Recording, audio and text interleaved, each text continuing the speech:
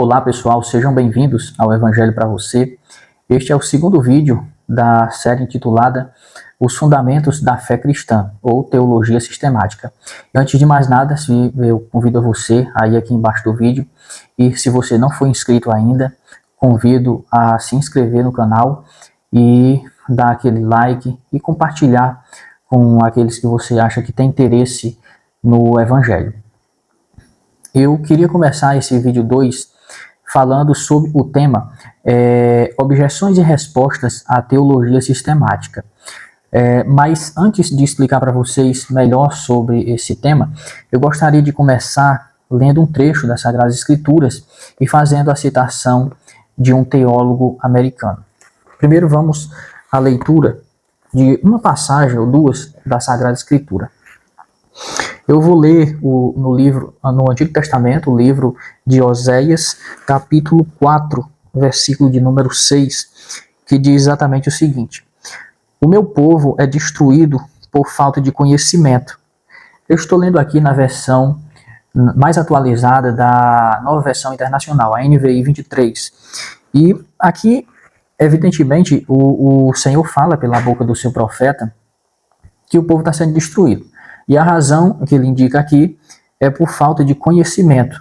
De que conhecimento Deus está falando? E aí a gente volta no versículo que abre o capítulo 4 do livro de Oséias e a gente entende de que tipo de conhecimento Deus está falando pelo profeta. Ele inicia o capítulo então dizendo o seguinte: Israelitas, ouçam a palavra do Senhor, porque o Senhor tem uma acusação contra vocês que vivem nesta terra. A mensagem é a seguinte: a fidelidade e o amor desapareceram desta terra, como também o conhecimento de Deus. Então, há duas coisas nessa mensagem de Deus aos israelitas de então. Uma era que a fidelidade deles e o amor tinham desaparecido. E a outra era que o conhecimento de Deus também tinha desaparecido. Então, é com essa passagem bíblica que eu convido a todos que se interessam, que estão se interessando nessa série de vídeos, a chamar você ao conhecimento de Deus, pois é isso que Deus reclama aqui do povo da antiguidade. Agora eu queria fazer uma citação de um teólogo para introduzir o nosso assunto. O teólogo americano R.C. Sproul diz o seguinte: todos nós somos teólogos. Ele queria dizer que não há uma pessoa neste mundo que faça afirmações sobre Deus, sobre Jesus Cristo ou sobre as divindades que não seja teólogo. Quando você faz uma afirmação de natureza divina, você então está sendo teólogo, está teologizando, por assim dizer, teologando. Você fala sobre trindade, sobre outras coisas da religião, você está fazendo teologia. E aí, como o nosso estudo diz respeito à teologia, propriamente dita, eu queria começar não propriamente com o estudo direto da teologia sistemática, mas como toda disciplina é passível de objeções, eu queria, antes de entrar no estudo da teologia, apresentar a vocês algumas críticas ou objeções que as pessoas geralmente são contrárias ao estudo de Deus de forma intelectual, apontam diante do estudo da teologia sistemática. Então, esse primeiro momento eu queria dedicar a esse vídeo de natureza apologética. Ou seja, nós dedicaremos aqui alguns minutos para apresentar uma breve defesa contra algumas objeções ao estudo da teologia sistemática. Quando você começa a falar sobre estudos de Deus, teologia sistemática, as doutrinas da fé cristã de modo mais formal, não falta pessoas que talvez levantem-se para criticar de alguma maneira. Eu levantei então aqui algumas objeções que geralmente eu imagino que são ditas, são lançadas diante do estudo ou contra o estudo da teologia. Eu coloquei aqui apenas algumas, claro que tem muito mais do que essas aqui. Coisas assim desse tipo: ó. A teologia esfria a fé, a letra mata, a Bíblia já é suficiente, o Espírito Santo nos ensina, não precisamos de teologia. A teologia só gera discussões. e divisão. Só os pastores e teólogos precisam estudar isso. A teologia é secular e não espiritual. Jesus e os apóstolos não estudaram teologia. Para que eu vou estudar? Além dessas, nós vamos apontar mais algumas coisas que geralmente são lançadas contra o estudo da teologia como objeções. E eu queria responder a cada uma dessas objeções neste primeiro vídeo. Até mesmo para preparar o estudante de teologia contra possíveis objeções. Algumas informações gerais sobre essas objeções. Aqui não tenho nenhuma pretensão de levantar todas as objeções, até porque mesmo eu não consigo fazer isso. São muitas objeções. Em segundo lugar, meus irmãos e ouvintes que nos acompanham, quem poderia esvaziar um mar tão imenso de objeções contra o estudo da teologia no mundo em que na nossa atualidade, não é mesmo? Então, queria responder essas aqui e a título de exemplos de outras que possivelmente podem surgir. Então, e outra informação geral sobre essas objeções. Há objeções que vêm de dois grupos de pessoas. Há aquelas que vêm do grupo dos intelectuais, geralmente pessoas estudadas que não querem, que não acreditam, geralmente que não acreditam em Deus, e que não estão muito aí para o estudo das ciências teológicas. As objeções vindas desse grupo, eu não vou tratar aqui, não levantei nenhuma delas, porque são objeções muito sofisticadas, muito refinadas, coisa que não se alinha com o meu público-alvo aqui, que são pessoas que ou não tem conhecimento formal de teologia, ou que está desejoso de conhecer sobre teologia. Então, as objeções que trouxe aqui não são desse primeiro grupo, mas são do segundo grupo. Geralmente são pessoas leigas, que não têm contato com a teologia, que já são da fé, mas que de alguma maneira, por não entender, nem por maldade ou desonestidade, mas por não entender como se dá o estudo da teologia, costumam levantar essas objeções. Então, eu tratarei aqui de objeções que vêm, talvez, de um público mais leigo, que não tem o costume de estudar teologia, pois se estudassem, não levantariam essas questões. Então, são informações gerais, agora vamos partir para as respostas das objeções propriamente ditas. A primeira delas, como já mencionei no início, é essa aqui, ó. A teologia esfria a fé. Veja que isso não é uma pergunta colocada, é uma afirmação. Se fosse uma pergunta, o nosso objetor teria dúvidas. E então, fazendo a pergunta, ele queria saber a verdade, se realmente a teologia esfria a fé ou não. Não é o caso aqui. Ele está fazendo uma afirmação. Isso indica que ele tem uma certeza sobre o que ele fala. A teologia esfria a fé. É uma afirmação dele. Ele tem essa certeza, né? Pelo menos aparentemente. Então, como responder a isso?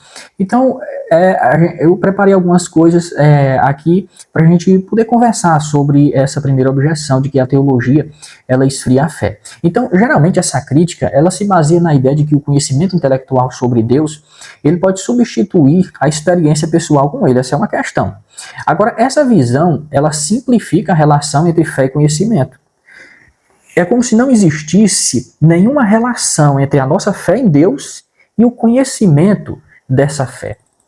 Então, agora, a teologia, partindo desse ponto de vista, a teologia, ela não esfria a fé. Ela apaga o falso fogo, o fogo estranho. Veja, talvez seja um exemplo aqui que não seja bem alinhado, mas tem alguns pontos de contato. Quando Paulo, em Atos 16:16, estava evangelizando em determinada localidade, ele se deparou com uma questão que todos nós apontaríamos como uma pessoa que estava cheia de fogo, de Deus, glorificando o nome de Deus. Era uma mulher que quando viu Paulo e os seus colegas, começou a dizer, esses são filhos de Deus que estão anunciando o caminho do Senhor. E ela não parava, era direto nessa pegada. O apóstolo Paulo, usando a teologia que tinha, já bem consistente sobre Jesus como Messias, então olhou para aquela mulher depois de alguns dias e disse, em nome de Jesus eu ordeno que o demônio que está em ti saia. Então, o demônio saiu, aquela mulher se aquietou. Ou seja, o que eu quero trazer aqui é que a teologia não esfria, longe de esfriar a fé, ela apaga o falso fogo, o fogo estranho. Todos nós diríamos hoje que uma pessoa assim estava glorificando a Deus, Pois o que ela diz, o que ela estava dizendo ali eram coisas maravilhosas, que hoje nós tomamos como glória para Deus. Mas Paulo usou a teologia que já tinha ali sistematizado sobre o nome de Jesus ter autoridade sobre os principados e potestades. Então ele usou o nome de Jesus e expulsou aquele demônio. Então, a primeira coisa é essa, teologia não esfria a fé, pelo contrário, ela apaga o fogo estranho. Como é que Paulo ia saber, ia ter aquele discernimento, que aquilo não vinha de Deus, se eram informações de glória para o nome de Deus, eram expressões de glória, por causa da teologia correta que ele tinha, e ele viu que aquilo ali era uma cilada para entregar os discípulos às autoridades daquele lugar, para que eles parassem de evangelizar. Essa é uma primeira coisa. Segunda coisa, o conhecimento teológico, ele liberta as pessoas dos falsos opressores, dos opressores, geralmente opressores religiosos.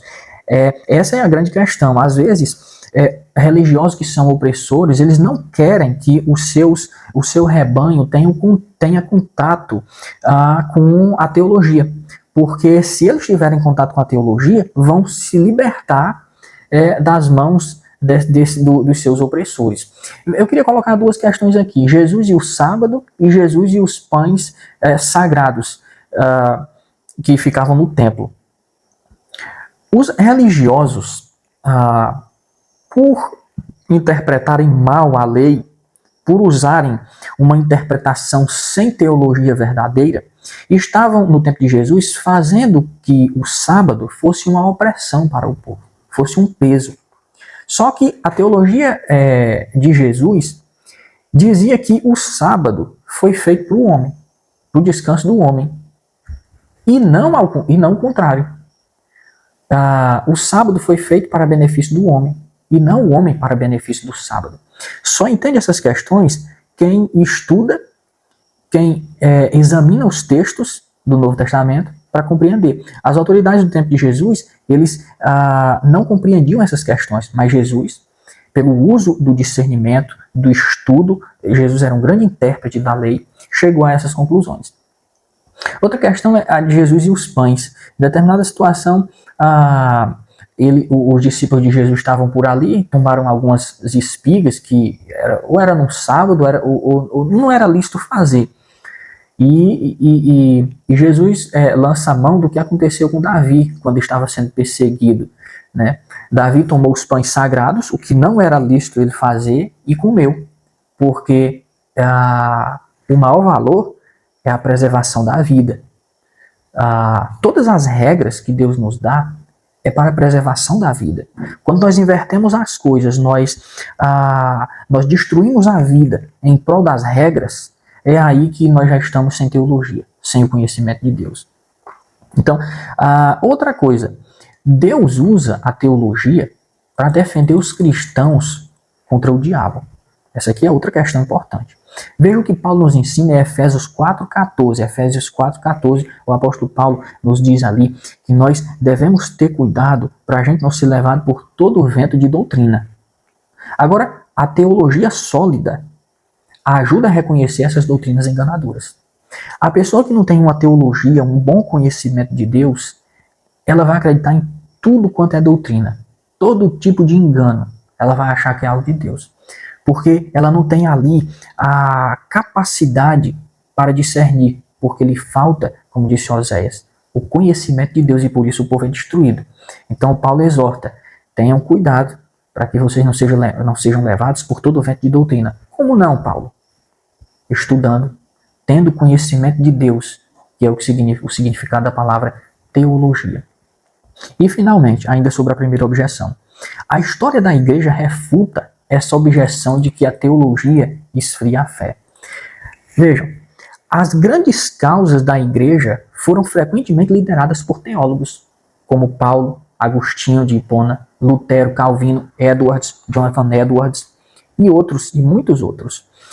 Esses caras, eles não viam a teologia como um obstáculo, uma coisa que obstacularizava a fé de maneira nenhuma. Quem lutou a favor da igreja contra os judaizantes no primeiro século? O apóstolo Paulo, que teve ensino formal de teologia.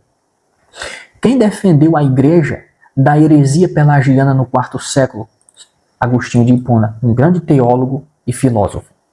Quem arriscou a vida no século XVI para que a igreja voltasse ao evangelho do Novo Testamento? Martim Lutero. O teólogo doutor em Bíblia, Martim Lutero. Como chegamos ao entendimento, gente, que temos hoje de doutrinas como a ceia do Senhor, a justificação pela fé, a trindade, a imortalidade da alma, o batismo, a salvação, etc. Por causa da teologia de homens como Calvino, Lutero, Ulrico Zwinglio, Philip Melanchthon, Jonathan Edwards e muitos outros. Então, o ponto é, a história da igreja desmente essa afirmação de que a teologia afirma a fé, de que a teologia esfria a fé, porque em toda a história da igreja, os movimentos de vitória da igreja foram encabeçados por teólogos fervorosos no espírito. A teologia verdadeira, então, ela apaga o falso fogo, defende os cristãos, defende a igreja, discerne as doutrinas do diabo e glorifica a Deus. Então, creio que a gente respondeu essa objeção, né, de maneira bem positiva. Segunda objeção, a letra mata. Essa aqui é muito comum, né? Essa objeção é muito comum. Geralmente alguém que está estudando, né, se depara com um opositor que lhe diz, tenha cuidado, a letra mata.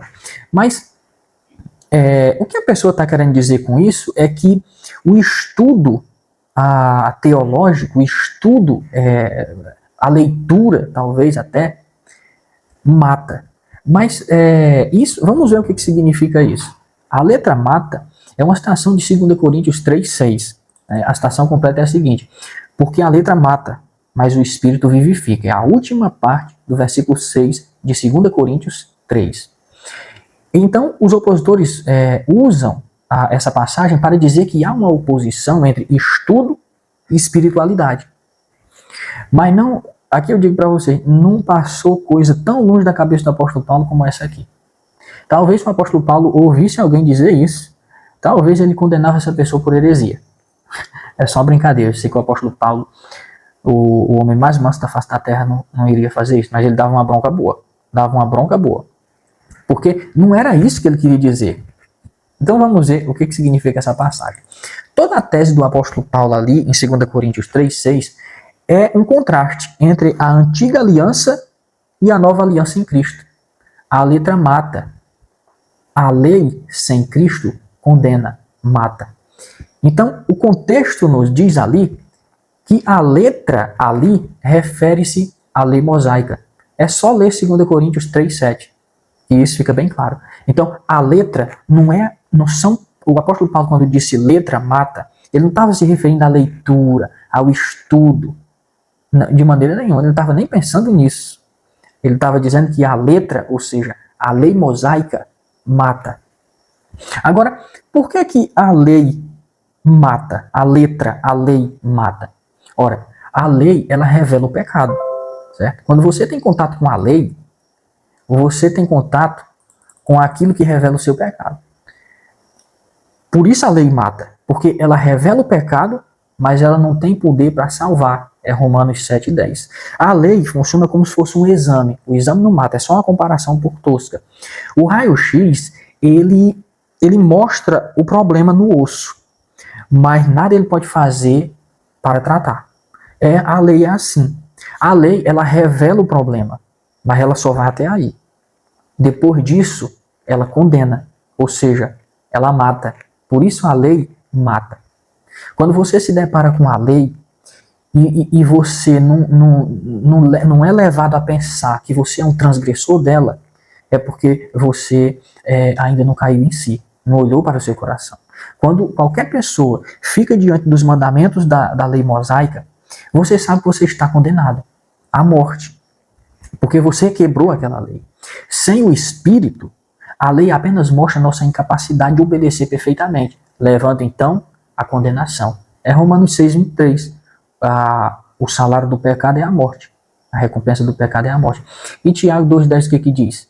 Se você pensa, ou se você cuida, que obedeceu toda a lei, mas tropeçou em um mandamento, é culpado de todos.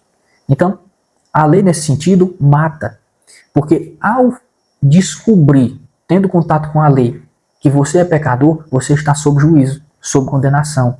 Quem é que te diz isso? A lei de Deus. Por isso a lei mata. E Paulo estava se referindo a isso porque era a pregação dos judaizantes. Eles só pregavam a lei sem Cristo. Agora, qual é a pregação correta de Paulo? O Espírito vivifica. Ah, agora sim. Agora nós vamos ser introduzidos a palavra do Evangelho. O Evangelho traz vida.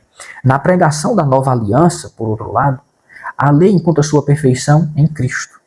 Tudo quanto a lei exige, Cristo fez. Mesmo a lei não tendo poder sobre Cristo, ele morre porque tomou para si as imperfeições dos pecadores. Cristo, ele não merecia ser condenado pela lei. Por que ele foi condenado pela lei à morte? Porque ele se faz, então, pecador. Assim, a lei ela não tem mais poder mortal sobre os cristãos, uma vez que Jesus se fez pecador e se fez condenável por nós. E quem revela isso é o Espírito, é a pregação do Evangelho. Que Cristo se submeteu à morte, e uma morte de crucificação, embaixo da lei, pelos pecadores. Em outras palavras, o Espírito revela que Cristo submeteu sua vida à letra que matava o pecador, ou à lei que matava o pecador. Vê o jogo de palavras entre letra e lei? A lei mata. Então, o resumo da coisa é esse aqui. Quando a lei ela bate à sua porta, exigindo a sua morte, porque você e eu somos condenáveis, e a lei mostra isso, ela encontra a cruz de Cristo, símbolo de morte, de oferta, de sacrifício. Ela não tem como exigir mais a morte dos crentes em Cristo, porque o preço, a exigência da lei, a condenação e a morte, já foram sofridas em Cristo. Portanto, ao invés de uma objeção à teologia, essa passagem de 2 Coríntios 3,6 reforça o estudo disciplinado de Deus. Paulo, para chegar a essas conclusões, e ele era um fariseu ferrenho, para chegar a essas conclusões da nova aliança, ele teve que usar muita, mas muita teologia. A outra objeção é a seguinte: a Bíblia já é suficiente. Né? Muita gente diz isso aí, a Bíblia já é suficiente. E acham que refutaram todos os estudiosos e seminaristas só com isso aí. E a Bíblia, dizendo que a Bíblia, com essa afirmação de que a Bíblia já é suficiente. Agora, essa objeção parte de uma concepção equivocada da doutrina da suficiência das Escrituras. E a gente vai ver aqui claramente por quê. A pessoa não entende o que é a suficiência das Escrituras e diz assim: a Bíblia é suficiente, eu não preciso de nada mais. Mas só que a doutrina da suficiência da Bíblia não ensina nada disso. Não é isso que a doutrina da suficiência quer dizer. A Bíblia é suficiente, portanto, eu vou negar tudo aquilo que é extra-bíblico. Não é isso que os reformadores estavam pensando quando sistematizaram a doutrina da suficiência das Escrituras. Então, o que significa a Bíblia ser suficiente? A doutrina da suficiência das Escrituras ensina que ela contém o necessário para a salvação, fé e vida cristã.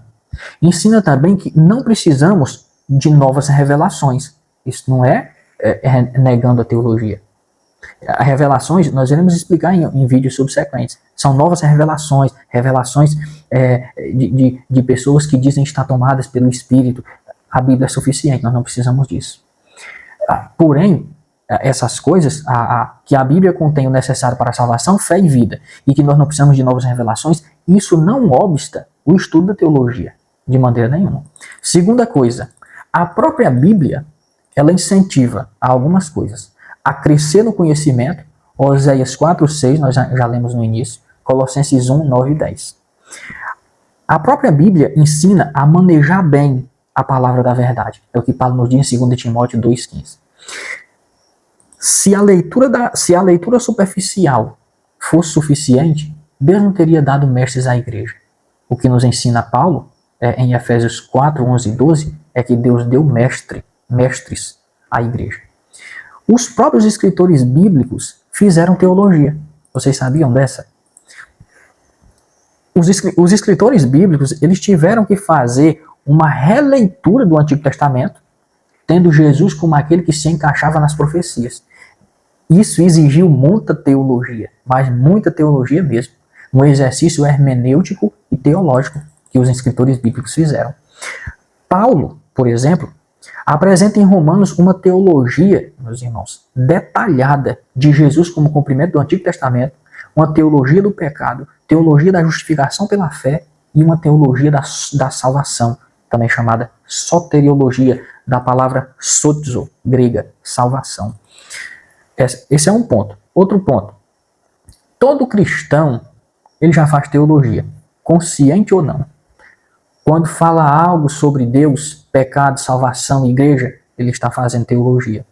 Então, a questão aqui, a se pensar, não é se a Bíblia é suficiente. Nós sabemos que ela é suficiente. E o que isso quer dizer? Ela tem as coisas necessárias para a nossa crença, para a nossa salvação, para a nossa fé, para a nossa vida. A questão não é essa. A questão é o que nós estamos fazendo com a Bíblia sem teologia. Essa aí é que é a questão. Essa é uma das razões porque nós temos igrejas com púlpitos fracos. É por essa razão aí. Porque as pessoas acham que a Bíblia interpreta a doutrina da suficiência das Escrituras de forma equivocada e assim elas são avessas, se tornam avessas ou avessas a todo tipo de material extra-bíblico. Nós refutamos isso aqui. Se você quiser, você volta o vídeo, dá mais uma olhada no argumento inteiro. Temos igrejas, infelizmente, hoje com púlpitos fracos. E o rebanho está se dispersando. E nós procuramos, às vezes, as razões. Um equívoco sobre a doutrina da suficiência das Escrituras é uma razão muito boa para isso. Precisamos rever nossas afirmações, precisamos rever a nossa teologia. Quarta objeção. O Espírito Santo nos ensina. Nós não precisamos de teologia. Essa também é uma objeção aqui muito frequente. Então, o Espírito Santo nos ensina, não precisamos de outra coisa, é uma coisa muito séria. Essa objeção aqui é uma das objeções mais sérias que eu levantei aqui prevendo um opositor imaginário. O Espírito Santo nos ensina, não precisamos de teologia. É preciso saber se quem diz isso não está blasfemando contra o Espírito. É preciso saber disso. Por quê? Geralmente, isso é uma recusa a todo tipo de ensino. Quando a pessoa diz isso aí, o Espírito Santo nos ensina, não precisamos de teologia, em primeiro lugar. Se essa afirmação for a título de instrução, ele já está começando, ele já está se condenando naquilo que ele afirma. Porque nem o que ele está afirmando pode resistir ao que ele afirma. Até o que ele está afirmando entra na jogada também. Então eu posso dizer assim, até você que está afirmando isso aí, eu não preciso dessa sua afirmação, porque o Espírito Santo é quem vai me ensinar. Certo? Então, já para o começo de conversa, é isso aí. Mas, geralmente, isso é uma recusa a todo tipo de ensino. Seja ensino dos pais da igreja, ensino dos reformadores protestantes, ensino dos teólogos modernos, ou de qualquer tipo de livro que não seja a Bíblia. Geralmente a pessoa, quando ela diz isso, ela está rejeitando os pais da igreja, os reformadores, os teólogos modernos, e qualquer tipo de livro. É uma pessoa dessa natureza que nós estamos tratando aqui. Agora, uma coisa que examinar. Se o que esses homens, os pais da igreja, os reformadores, os livros dos pais da igreja, se esses ensinamentos, se o que eles ensinaram tiver sido pelo Espírito, então essa objeção é uma blasfêmia. Porque você está condenando o que o Espírito ensinou pelos mestres da igreja. Então, há dois problemas aqui. Primeiro, é você desconsiderar o que o Espírito ensinou pelos mestres da igreja, você não quer saber disso. Se tiver sido o Espírito Santo, aí eu acho que você está no mínimo encrencado. Segunda coisa, não admitem que o que estão ensinando é o que aprenderam dos mestres da igreja. Eles não conseguem entender isso. Porque quando eles dizem assim, o Espírito Santo é bastante para mim, querendo negar todo o ensino que o Espírito, querendo negar todo o ensinamento dos pais da igreja, dos reformadores, como eu já disse. Eles não entendem que essa é uma afirmação contra o que eles também ensinam. Porque, veja, o que eles vão fazer quando ensinarem a doutrina da Trindade? A doutrina do pecado, a doutrina do batismo e da Santa Ceia, a doutrina da salvação pela fé, A inspiração das Escrituras, justificação, regeneração, santificação, glorificação. Veja, o que eu estou querendo dizer é o seguinte: se essas pessoas são contrárias ao ensino dos teólogos mestres da igreja, então desçam do púlpito e parem de falar das doutrinas que eles, pelo Espírito, sistematizaram. A não ser, agora eu volto a palavra atrás, a não ser que tenham descoberto essas doutrinas sozinhos. Então, para resumir aqui a refutação, a objeção, a quarta objeção de que o Espírito Santo já nos ensina, não precisamos de teologia. Para resumir, se você afirma isso para rejeitar todo o ensinamento dos mestres da igreja, das pessoas que nos antecederam, então, a pergunta que eu faria era a seguinte: aprendeu sobre a Trindade sozinho? Você que prega hoje? Aprendeu sobre a justificação pela fé sozinho? Compreendeu como você tem que descer do púlpito? Antes de criticar as pessoas que nos antecederam, desça do púlpito e pare de falar das doutrinas que eles sistematizaram. Você está entendendo? Então, é mais ou menos por aí. Vamos aqui para a quinta objeção. Eu já vou falar nesse vídeo aqui, eu acho que ele vai ser um vídeo longo, mas vale a pena. Quinta objeção: a teologia só gera discussões e divisão. Agora essa aqui é bem típica. Essa é uma crítica falha por duas razões aqui na minha concepção. Primeira razão, essa objeção, ela muda o local do problema. Em segundo lugar, é uma análise do todo pela parte específica. E aí eu vou explicar uma de cada vez. Geralmente, quando a pessoa diz assim, a teologia só gera discussões e divisão, ela não se dá conta de que ela está mudando o local do problema, da discussão e da divisão. Qual é a causa da discussão e da divisão? Eles não se dão conta de que a discussão e a divisão está sendo causada por um erro, e não pela teologia que está mostrando o erro. Parou para pensar sobre isso aí? Então, eu acho que vocês estão entendendo o que eu estou afirmando aqui nessa objeção aqui. Que a pessoa muda o problema, o local do problema. Veja, as discussões e a divisão, elas estão ocorrendo no âmbito dos erros. No âmbito dos erros. Mas a pessoa diz que é por causa da teologia. Não. Como você sabe que é um erro doutrinário? Como você discute por um erro doutrinário? Como você discute por causa de uma divisão? Como você sabe que uma coisa está errada? Por causa da teologia que revela o erro. Essa aqui é a questão. Então, nós não devemos aplicar a causa da discussão e da divisão à teologia, mas sim ao erro que é revelado pela teologia. Um exemplo clássico é o de Paulo e Pedro, as duas colunas da igreja. Em Gálatas 2, a partir do 11, o Paulo vai dizer que em determinada situação ele resistiu ao apóstolo Pedro no rosto, face a face. E toda aquela questão foi originada por um erro doutrinário no pensamento do apóstolo Pedro, em relação ali à mesa da comunhão com os gentios. O apóstolo Pedro, ele estava se comportando como um gentio ali, sentado à mesa da comunhão, comendo com os gentios, mas quando chegou o pessoal de Jerusalém, o apóstolo Pedro ali ele saiu de fininho.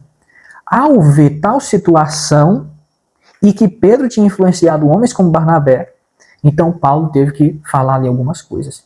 Então Paulo chega para Pedro e diz uma coisa bem direta. E antes de dizer o que Paulo falou, eu queria dizer aqui o ponto da questão. Como é que Paulo percebeu que aquilo era um erro no pensamento de Pedro? Por causa da sua teologia da nova aliança em Cristo. Aqui está o ponto. Por causa do conhecimento de Deus que Paulo tinha em Cristo em relação à antiga aliança e à nova aliança, aos judeus e aos gentios. Então, aquele erro, o apóstolo Paulo, por assim dizer, salvou a igreja por causa do discernimento que ele teve da teologia ou do conhecimento de Deus.